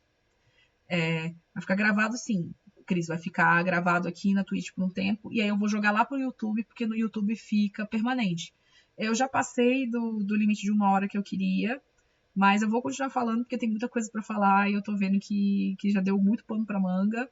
Então é bom que a live fica depois e você pode assistir com calma, viu? Muito obrigada pela presença e boa noite, bom descanso. E o Zoltan, quando as pessoas entregam o chapéu do Ferumbras, que é raríssimo, muito caro no jogo, é um dos itens mais caros que é vendido dentro do jogo, inclusive, quando as pessoas entregam o chapéu para o Zoltan, elas ganham o chapéu de mago. E tiram foto, é uma algazarra. Então, é um NPC muito amado. E como estava no background original da Ailey, que ele era o mestre dela, eu expandi ainda mais a relação dos dois, porque além de ser mestre dela, ele, na verdade, é responsável pela existência dela. Porque o Zoltan, nessa história, da forma como eu fiz, o maior sonho do Zoltan sempre foi ter uma filha. E a Ailey é essa filha que ele sonhava em ter. Então, ela começou a existir, a origem dela, a energia onírica que gerou a Ailey, né, que permitiu que os pais tivessem a Ailey, veio dos sonhos do Zoltan. Então, a vida da Ailey é intrinsecamente atrelada ao Zoltan, da forma como eu coloquei. O que tornou, depois da Terra Firme ao Arame Bambo, muito mais trágico. Da Terra Firme ao Arame Bambo, aí eu expandi ainda mais. Inclusive, é aonde aparece a minha personagem assinatura. Eu, na verdade, eu tenho 2 self-inserts na saga da Ailey. Tem duas personagens que são a minha pessoa dentro da história da Eileen. A primeira delas é a que aparece na capa, é essa moça aqui que aparece na capa, que é a desafiante. E a desafiante, ela tem um papel muito importante, porque ela aparece em uma outra obra minha, e a identidade dela é algo muito importante para mim. Esse design da desafiante eu o faço com várias modificações desde 2019, porque ele é de uma vestimenta do jogo de Tibia, de uma área do Tibia que eu sou apaixonada, que é Rushamul, que é a área dos pesadelos, inclusive é a área onde se passa eventos muito importantes da Terra Firme Arame Bambo, porque é o contraponto de Ferish. Ferish e Rushamul compartilham um lugar geográfico, né, no mapa, e compartilham tretas, né, em relação à própria existência onírica aqui. E da Terra Firme Arame Bambo era para ter sido meu presente de Natal, originalmente, né? Era para ter sido meu presente em 2023. Ô, louco, Vinícius! E aí? Cara, eu acho que mais uma meia hora, porque eu já tô vendo que já são 11 horas, e eu tô falando Maquion da Cobra, e eu tô ficando cansada, e eu tô rouca ainda por cima. Então acho que vai até as 11. Era para ter acabado há 20 minutos atrás, porque eu tinha me proposto a fazer só uma hora, mas não vai rolar. Não vai rolar, eu tô falando pra caramba aqui. Enquanto me deixarem falar, enquanto tiver gente vendo, eu vou continuar a falar, mas vai até as 11, tá? Acho que vai até as 11. E aí da Terra Firme, eu tô tomando água, Caô. Aqui é a minha garrafa. Minha garrafa questionável aqui, meio lascada. Se o Dom disse pra eu continuar falando, eu vou continuar falando, bora. Então, da Terra Firme ao Arame Bambo, ele serviu para encerrar meio que a história da Aili, encerrar a história do Zoltan também, a participação dele. E aí foi onde eu expandi mais coisas, né? Eu fui falando aqui, nossa, o trabalho que eu tive nessa página aqui, ela é uma página dupla originalmente, tá? O formato Webtoon, ele não funciona para mim, porque para mim página dupla é página dupla horizontal, que é aquela coisa bonita, assim, você vê o panorama das coisas. Página dupla em Webtoon é página dupla corrida, né? É verticalizada. Não funciona para mim, não é meu formato. Mas, enfim. E aí foi a da Terra Firme ao Arame Bambo que me fez ser chamada para Black Buffalo. Esse painel aqui é um dos mais bonitos, cara. Esse painel da Eli é muito bonito. Que eu fiz roupa nova para Eli, tem de evolução dela. E aí, realmente, como uma corte de sonhos ela é mais voltada para o lado humano, né, para o mundo material, da Terra Firme ao Arame Bambo eu joguei mais para o mundo das fadas. Então, hoje é um dos seus melhores desenhos. Cara, eu gosto muito desse desenho também, Dom. E eu te confesso que, assim, quando eu comecei a pensar em como eu jogaria o material para a loja da Black Buffalo, eu estava pensando em redesenhar a Ellie, de mudar o design dela, a coisa toda, para ficar uma coisa mais minha, e desvincular um pouco do que o que a Amy fez para eu não ter problema. Mas eu já decidi que eu vou conversar isso inclusive com a Amy. Eu já decidi que eu vou manter a Eri do jeito que está. Primeiro porque me evita retrabalhar um número colossal de páginas. E eu já estou tendo um problema imenso de fazer o remaster de Menmar para poder jogar na loja da Black Buffalo, né? E também porque não seria justo com a história, com o histórico do TV Tales, com o trabalho todo que eu tive, não seria justo com a Amy também. Eu também não acho que seria justo com o que ela criou também. Eu acho que é um personagem que pode ir muito além do que só a bolha nichada do nicho, do super nicho do Tibia. Eu acho que essa personagem ela merece alçar voos muito mais altos. Tanto que eu tenho, né, umas questões jurídicas para resolver e tudo, e a Amy vai estar incluída nisso. Então, eu vou conversar com ela essa semana para comunicar ela das coisas e tudo, que ela não vai ser prejudicada de forma alguma. O que eu tiver que dividir em relação ao dinheiro com ela e com as meninas, eu vou dividir. Porque essa personagem, elas me confiaram, foi um trabalho comissionado e eu também... Mas eu também não acho justo esse trabalho pro limbo, sabe? Eu não acho que esse trabalho tem que deixar de existir, muito pelo contrário. Eu tenho um carinho imenso por essa fadinha aqui. E aí, beleza, né? Vai mostrando aqui que a ascensão da Ellie, ela inclusive acontece E é aqui onde eu exploro a questão de como que o tempo para as fadas ele corre de forma diferente que corre para os humanos. Ele corre em paralelo. E o tempo pode correr mais rápido ou mais devagar. E aqui a Aili descobre que o Zoltan foi de arrasta. Sim. Aqui, cara, quando entra nessa parte aqui, que a Aili tá tipo, mano, tem alguma coisa errada, eu não sei porque que eu fiquei triste, eu ganhei minhas asas, mas eu não tô feliz, por que eu não tô feliz? Ah, que vontade, que saudade do meu mestre, eu vou ver meu mestre. Teu mestre foi de arrasta. Ele foi de Vasco, ele foi escalado para jogar no Vasco. Morreu. E aí ela descobre que além de ter morrido, ele morreu, tipo, há mais de 300 anos. E ela fica tipo, viado. Caiu o meu mundo. Não, é sensacional. E aí entra o meu segundo self-insert na história, que é a Zófia. A Lajose Zófia Exultani, né? Que o nome é húngaro, mas a tradução significa Sofia Alajós da Casa Zoltani. Os húngaros, inclusive, eles jogam o sobrenome para frente do nome. Né? Eles fazem uma nomenclatura muito parecida com os orientais. Inclusive, rola um monte de piada xenofóbica em cima dos húngaros por conta disso, mas isso não é o caso.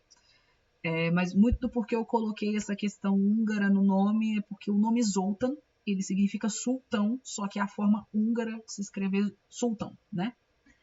E Tibia, ele é baseado no medievalismo alemão, né? Porque a empresa é alemã. E essa galera da Europa Central, né? Da Europa Central e do leste europeu, né? Você pega a Alemanha, Polônia, Hungria, Romênia, eles têm muita história em comum. Então eu peguei isso, peguei heráldica húngara, inclusive, para poder colocar na história, né? Então a Zófia, ela ocupa o lugar do Zoltan nesse arco de explicar para meio que ser aquele NPC do tipo, cara, tutorial, NPC tutorial. Eu acabei de entrar no joguinho, eu não sei jogar o joguinho. Você pode escolher o tutorial ou não, a Zófia é o tutorial e no caso foi obrigatório, porque a pobre coitada da Aili não sabia nem o que estava acontecendo. Mas ela perdura pouco tempo, porque não era o foco a parte humana, mas sim a parte feérica. Então a introdução da Zófia, dos outros personagens humanos, ela é muito mais acelerada em comparação aos personagens feéricos. Porque na sequência do que a Aili tá resolvendo as coisas, aí aparece o meu grande self-insert, que é a vilã dessa história, a vilã final da Aili nesse sentido, que é a desafiante. Que representa todo o oposto do que é a Aili. Não só em termos físicos, mas em termos de personalidade. Se a Aili, ela é a representação perfeita do que seriam os sonhos, né? Principalmente a parte mais feminina nesse sentido, a desafiante é a representante perfeita, igualmente perfeita e imperfeita do que são os pesadelos, do que é a antítese da vida da Aili. Então, da Terra Firme ao Arame Bambo mexe muito com isso. Mexe muito comigo por conta disso também. Porque a desafiante é uma representação de uma fase minha no meu jogar também, né? No meu consciente e inconsciente. A armadura dela é no outfit de Rocha Muldon. Tem um pouquinho do Nightmare Shield por conta dos olhos, mas é por conta do outfit de Roshamul, que é o da patinha. Porque tem essa patinha, só não tem a máscara. Eu não botei a máscara, mas eu botei as ombreiras, né? Tanto que no Tibia eu ando com esse outfit, inclusive. Eu andava com esse outfit. Eu andava com o Addon 2, que tem as ombreiras e as patas. Você aposentou pouco antes de Roshamul, eu lembro. Você aposentou um update antes. Você aposentou das Warzones, se eu não me engano. Sim, você aposentou das Warzones. Eu lembro bem. Que é realmente essa área, eu sou apaixonada por essa porra dessa área. E, enfim. E aí, da Terra Firme Arame Bambo, foi isso. Foi a continuação da saga das duas. Inclusive, a desafiante virou minha personagem assinatura dentro da Black Buffalo. A personagem que vai me representar no crossover de Black Power é a desafiante. É a única vilã, inclusive. É a única vilã. porque os personagens que estão sendo trazidos para o Black Power estão sendo geralmente ou heróis iguais ao Black Power, nesse sentido de moralidade, ou personagens moralmente cinzas, como é o caso do Ceifador, que é da história de Ragenos, que era a história que era o carro-chefe da editora, da Black Buffalo Publishing. E eu, de fato, sou a única que estou trazendo uma vilã. Eu dei várias escolhas pro Danny, né? Eu não sei nem se o Danny ainda tá acordado, não deve estar mais, mas que é o autor de Black Power, que estava conversando aqui com a gente há um tempo. Eu dei diversas escolhas dentro da história. Eu propus a desafiante, eu propus a própria Ailey, se ele quisesse uma outra heroína também. Eu propus a Athos, que é o Selkie, que ajuda a Ailey e fica meio de parzinho com ela. Eu meio que concebi o Athos, deixa eu ver se nessa página aqui, na final, não, ele aparece na parte 2. O Athos, deixa eu achar ele aqui, que é esse personagem, que é o Homem-Lontra, ele é um Selkie, né? Ele tem a pele de lontra e um corpo humano. Eu tinha, inclusive, tentado hypar muito o Athos para ser parte do crossover, mas todo mundo preferiu a desafiante. A desafiante, ela era mais interessante, o design dela chamava mais atenção. E, enfim, apesar de eu gostar muito do Athos, ele é um personagem que eu gostei muito de criar para ele como ajuda nesse sentido. Mas é uma ajuda também que não tirou o protagonismo dela em momento nenhum. Mas justamente porque eu queria apresentar um outro personagem, uma coisa interessante, até para aumentar o senso de risco, né, da série, para não ficar parecendo que a Ailey sempre consegue resolver tudo sozinha. E vilões realmente são incríveis. Os heróis, via de regra, eles são tão bons quanto... Eles têm que ser melhores do que os vilões que você apresenta. Então, o vilão, na verdade, que tem numa série é o termômetro do quão bom é o seu herói, do quão bem escrito é o seu herói. Então, para você criar uma boa história de herói, você tem que criar um bom vilão. Ou bons vilões, né?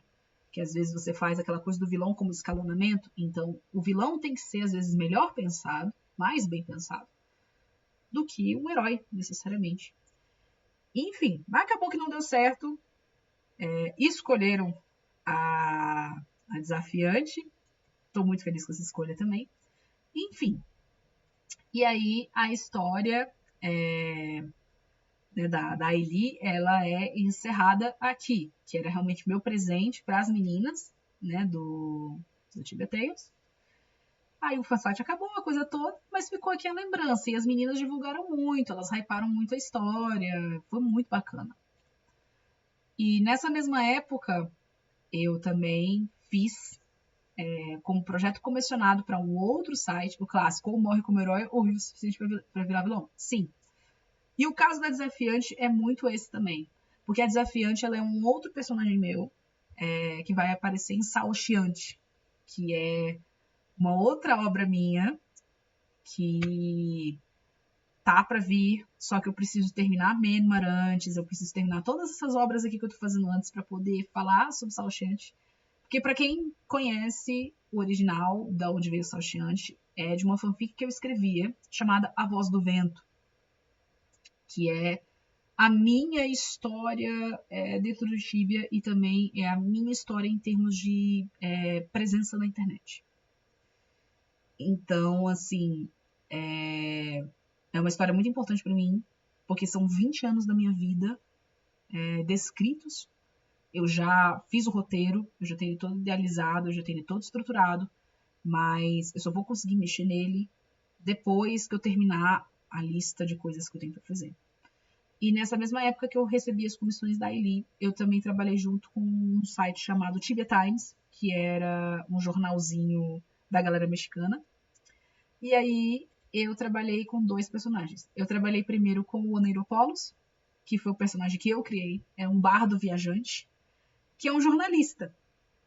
E as tirinhas eram sobre isso, eram tirinhas curtas sobre o Oneiropolos viajando, porque ele era estagiário do Shime, que era o mascote do site do Tibeteiros, né? O Oneiropolos era a primeira história que foi seguida por Shime Crônicas.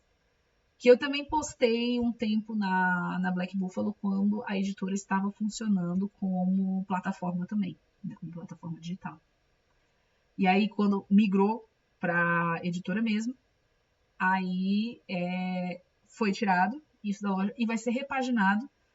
Oneiropaulos e Chimicrônicas vão ser fundidos em uma história chamada Manzikert. Ela, eu ainda vou trabalhar nela, mas provavelmente ela vai ficar pro ano que vem, porque eu já tô atolada de projeto. Eu tenho que terminar a Menma, que eu tô trabalhando nisso, tô trabalhando no remaster, para poder botar na loja os primeiros volumes e continuar a história como está. E aí depois, na sequência, vai ter uma outra história que já foi publicada, que é essa aqui, La Miserable. La Miserable é baseado em Os Miseráveis, do Victor Hugo, a história de uma vampira, de uma menina pescadora que vira uma vampira, e que nesse renascer dela para a morte, ela encontra riquezas, ela encontra amor, ela encontra um monte de coisa, mas ela também perde tudo pelo caminho. É a Aurélia Dracul, é uma personagem minha que eu considero uma personagem lápide, também nascida no Tibia, essa personagem. Eu interpretava a história dela dentro do jogo, porque eu jogava modo roleplay com ela.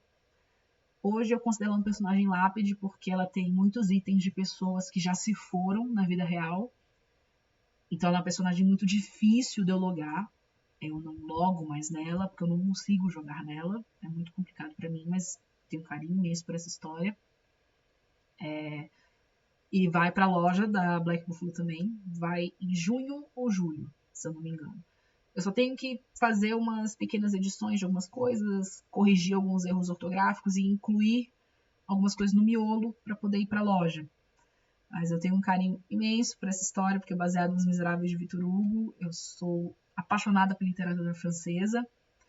E essa história eu fiz originalmente para um site chamado TV Stories, que é de um amigo meu, Scarella, Renan Scarella, que tinha me chamado para participar do site junto com ele na pandemia. E a ideia originalmente era que o site ele fosse também um abrigo para quadrinhos. E La Miserable foi o cumprimento de uma promessa que eu fiz para o Scarella, que eu ia inaugurar a sessão de quadrinhos do TV Stories, dito e feito. O site hoje não funciona para todos os efeitos, é um site inerte, mas eu cumpri minha promessa, eu também divulguei. Essa história também, a galera dentro da comunidade da Black Buffalo também é apaixonado por La Miserable, arrancou lágrima de muita gente, surpreendeu muitas pessoas também, é ligado ao megaverso de Menmar, né, o Menmar verso. A maior parte das minhas histórias são conectadas ao universo de Menmar, daí a minha urgência para terminá-lo, para conseguir dar coerência na linha temporal para todos. Não, assim, nosso amigo Renan Scarola, né, o Dom? La Miserable é vida. La Miserable é sensacional. Inclusive, acho que La Miserable foi quando eu conheci vocês, né, God? Foi a primeira história que vocês da equipe Gravedigger leram, né? Então, assim, foi bem bacana. E aí, deixa eu fechar isso aqui, que, bom, falei de influências daqui. E agora eu vou falar, então, realmente dessa... Como falar dessa editora que, sim, por favor, fica à vontade. Pode fazer referência o quanto você quiser, God. Para mim vai ser um prazer fazer uma ponta em Gravedigger. Vocês escolhem a forma como vocês quiserem, seja a forma de ser um quadrinho mesmo, né, o La Miserable sendo só um quadrinho, ou realmente os personagens existindo lá dentro. Vocês fiquem à vontade quanto a isso, que vocês preferirem fazer. Cara, se vocês botassem o Rajesh, que é aquele Azura, ia ser muito engraçado, velho. Um fucking Azura aparecendo do Neida no cemitério. Gente, coitado do Edgar, velho. Não é pago o suficiente pra isso. Enfim. E agora o que dizer? Eu tenho uma menção em Parallax. Meu Deus! Ah, sim, eu tenho que depois dar uma conferida em Parallax, porque eu não... Eu comecei a ler, mas eu não consegui realmente parar para ler, porque essa rotina que eu tô tendo tá muito puxada, e eu não tô conseguindo ler as histórias direito. Cara, tá muito difícil de trabalhar no que é meu, mas enfim. Agora vamos falar dessa empresa que... O que eu dizer dessa empresa, dessa editora que eu mal conheço e já curto pacas. A Black Buffalo Publishing é uma editora brasileira, né? Apesar do nome, é brasileira, é BR. Eu tenho que ler, eu vou aproveitar que tá no segundo capítulo Parallax para ler, que trabalha tanto com livros quanto quadrinhos em formato digital e em formato físico. É a empresa que me abrigou, né? A editora que eu chamo de casa. Com muito orgulho eu chamo de casa. A gente abriga histórias de todos os tipos, né? O nosso moto é a casa das histórias ousadas, né? Então a gente tem ficção científica, a gente tem thriller, a gente tem história de terror, a gente tem mistério, a gente tem história de ação, né? Quadrinho de lutinha, quadrinho de terror, a gente tem de tudo aqui, né? E aí entra, os meus quadrinhos são um pouquinho mais coisa fofinha, um pouquinho mais de menininha, mas apesar de alguns não serem tão de menininha assim. Nós temos mangá, porque nós também temos o Herbalista, do Eduardo, e inclusive o catálogo, né, tá aqui embaixo, né? A Pandemia do Limbo, que é da minha querida Tessa, que é uma história apocalíptica, que é sobre a época da pandemia e se o vírus da pandemia transformasse todo mundo em zumbi. Ela é um apocalipse zumbi. A Ordem dos Caçadores, que é do Lincoln, é do gênero de fantasia. É muito bacana para quem gosta, né, do gênero de fantasia, que gosta de espada, dragão, minotauro, a coisa toda. Você vai encontrar em Ordem dos Caçadores. O Caçador de Pecados, do Estevão Henrique, é um pouco mais voltado para nível de rua, uma história um pouquinho mais obscura, um pouco mais sobre gangue, sobre revanche. Aqui na tela não está dando para ver tanto, mas a gente também tem Bíblio e outras histórias, que é mais um apanhado de crônicas, né, do Feller. É muito bacana, porque o próprio Feller, durante a questão da obra dele, ele vai mudando o ritmo e o trabalho, ele vai mudando de narrativas, então tem hora que ele está falando em prosa, tem hora que ele está falando em poesia. É muito bacana, ele explora bem o gênero literário. E aí aqui dos mangás, né, nós temos as primeiras 2 edições de Herbalista, que é da autoria do Eduardo Cruz, que o Herbalista é sobre um rapaz chamado Bob, que ele ingressa em um torneio atrás de respostas, e ele vai mostrando as habilidades e os poderes dele em relação à natureza, em relação à espiritualidade. É muito, muito bacana. Eu recomendo para todo mundo, leiam o Herbalista. O 3º capítulo já está em produção. Não, é um negócio que eu achava que eu deixei ali embaixo, mas tá tudo certo ali. Enfim, é bem formato mangá, né? Leitura de mangá, preto e branco, bem clássico, bem tradicional. A leitura é muito gostosa, é bem bacana, e sim, é a casa das ideias ousadas. A gente atualmente está com a comunidade, é só acompanhar nas redes sociais, né? @Black Buffalo Publishing, tudo junto. A gente tem a comunidade atualmente no WhatsApp, que aí a gente recebe outras pessoas para ter uma troca de ideias muito bacana. Se você tiver interesse em fazer parte do quadro da casa, é só você entrar em contato pelas redes sociais, que a gente dá as instruções de como é o envio do material. Se você só quiser acompanhar o que está acontecendo, você entra na comunidade também e pode expor o seu material. Não tenha vergonha. O conselho que eu sempre dou para todo mundo que está começando. Sim, essa é a parte mais legal da comunidade. É aquela coisa, você junta vários talentos e é o famoso juntar a fome com a vontade de comer. Você vai descobrindo pessoas alinhadas com a proposta do projeto e ali da samba saem umas ideias muito interessantes. O conselho que eu sempre dou para quem está entrando na área, cara, faça, publica. Mas não tá tão bom, não sei o que. Véi, só vai ficar bom se você fizer. Se você nunca fizer, você ficar engavetando as coisas, achar que é tudo cringe o que você tá fazendo, você nunca vai avançar em nada que você propuser fazer. Seja... Você vai lançar, tipo, Sérgio? Como assim, tipo, Sérgio? Não, eu vou... É que assim, eu vou fazer em volume, né? Mesmo eu vou compilar, porque atualmente... revista? Não, eu vou botar em volume. O da revista, eu vou ter uma participação na revista da Black Buffalo, mas escrevendo matéria, como jornalista mesmo. Por enquanto, por conta do volume de projetos que eu tenho, e a ideia é que eu quero colocar todos compilados em volumes para venda na loja, eu não vou ter como participar da produção das histórias curtas. Eu estou fazendo coisa demais. Publica e não apaga depois. Sim, o que o Dom tá falando é muito importante, cara. Publica e não apaga depois. Exceto se, né, a questão do apagar depois, exceto se você tiver alguma cláusula de exclusividade em relação à veiculação do produto.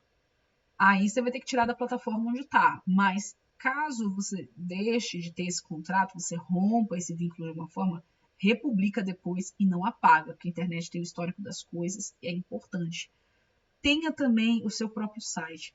Ah, mas eu não consigo pagar o plano não sei o quê. Cara, existe um monte de plataforma que você faz de graça o seu site, né? Tem WordPress, tem Wix, tem hosting. Tipo, você não precisa pagar plano foda para você poder ter o seu site. Você pode ter de graça. Por quê? Se alguma hora a rede social der chabu, as plataformas deixarem de existir, você vai ter algo que é seu e que você pode controlar, que é o seu próprio portfólio. E aí você não vai perder aquele tempo que você investiu. Investe em newsletter, investe em ter o seu próprio site, a coisa de você passar para o seu controle aquilo que você vê do seu controle.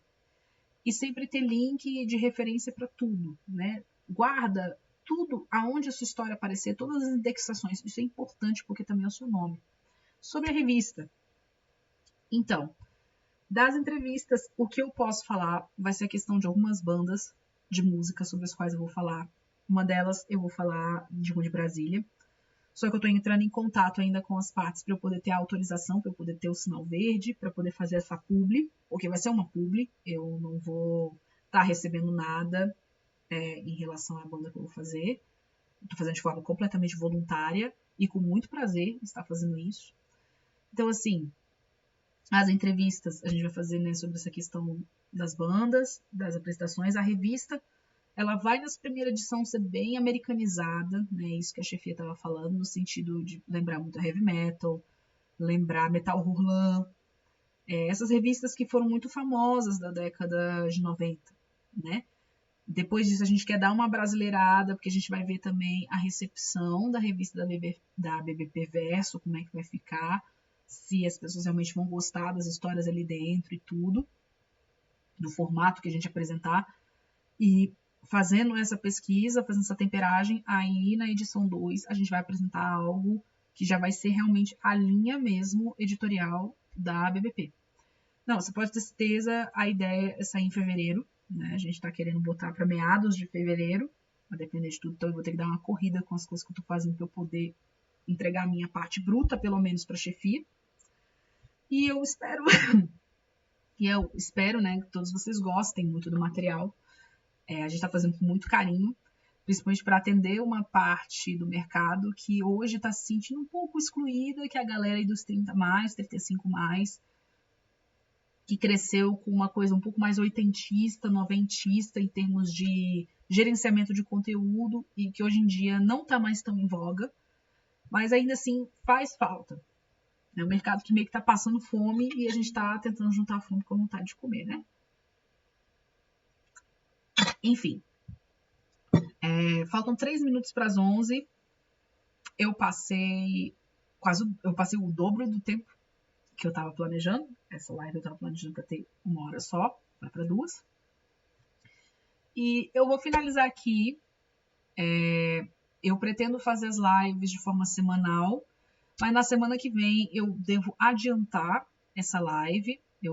E provavelmente vou fazer lá para as 8, 9 horas, porque geralmente é o horário que eu já finalizei tudo, que eu já treinei, que eu já estudei, que eu já trabalhei nos projetos, né, para cumprir os prazos para com a editora. Então, que assim, é o horário que tipo, eu já estou livre e que é realmente aquela coisa para ter a sensação do o dia está pago. Então, a ideia vai ser mais essa. A da semana que vem eu provavelmente vou adiantar. Eu devo fazer na terça ou na quinta. Ainda vou ver isso. Porque eu vou viajar no fim de semana. Vou de sexta-feira até domingo eu vou estar fora e eu não vou estar na posse de um lugar para poder fazer live direitinho. E o intuito nem vai ser esse, porque eu vou ver minha tia-avó, que tem 90 anos, é nonagenária. E eu vou visitar uma cidade que tem mais de 20 anos que eu não vou, que é Patos de Minas. Então, porque minha família é mineira, né? Então, eu devo vê-los novamente na quinta-feira. Na quinta-feira, provavelmente, né? E, enfim, eu gostaria de agradecer a presença de todo mundo que ficou aí. Muito obrigada por terem me acompanhado. Espero vê-los em breve. E, bom, essa sou eu, Iridium Arte, caminhando para 14 anos de carreira. Aí nós vamos falar sobre muitas mais coisas na próxima live. Vou apresentar o trabalho de grandes amigos meus, de grandes pessoas aqui da Black Buffalo também. E